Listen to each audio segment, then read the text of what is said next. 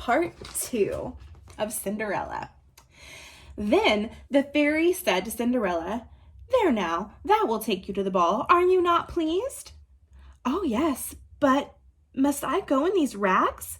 Her fairy godmother had scarcely touched Cinderella with her wand when her rags changed into a gown of gold and silver embroidered with rubies, pearls, and diamonds. Then she gave her a pair of little glass slippers, the prettiest in the whole world.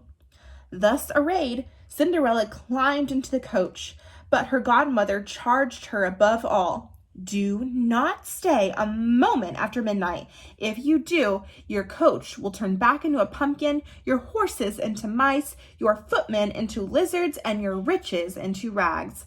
Cinderella promised her godmother that she would not fail to leave the ball before midnight. Away she went, beside herself with joy.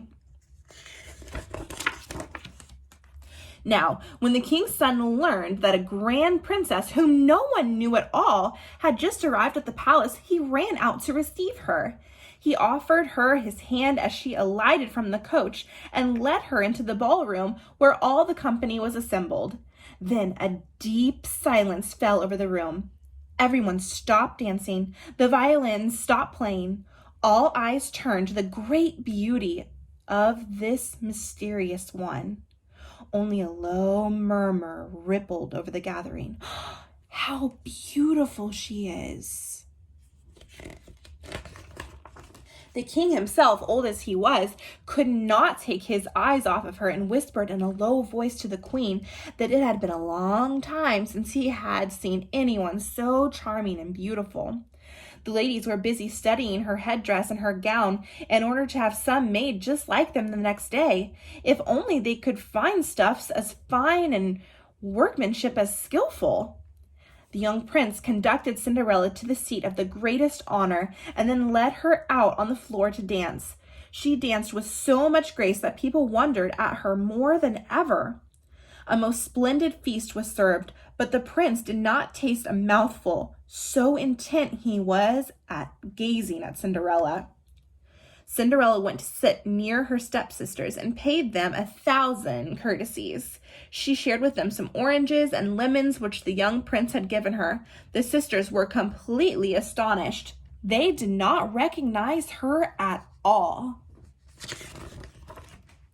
Suddenly, Cinderella heard the clock chime 11 hours and 3/4. She immediately made a deep curtsy to the company and hurried off as quickly as she could. When Cinderella got home, she went to look for her godmother and thanked her. Then she told her how she longed to go to the ball the following night. The prince had begged her to come. While she was telling her godmother everything that had happened at the ball, her 2 stepsisters knocked at the door. So Cinderella ran to let them in. "How late you are," she said, yawning and rubbing her eyes and stretching as if she had just waked out of a sound sleep. While they were gone, she had had no wish to sleep.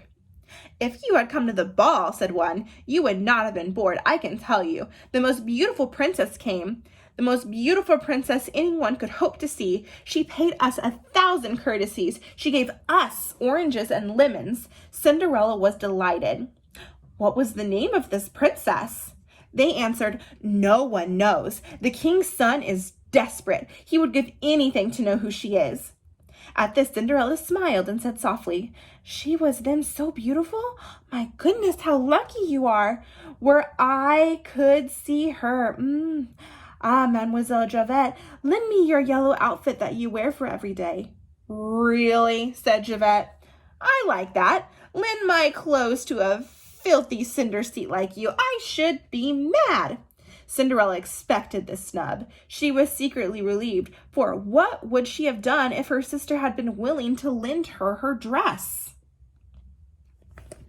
And that's the end of part 2.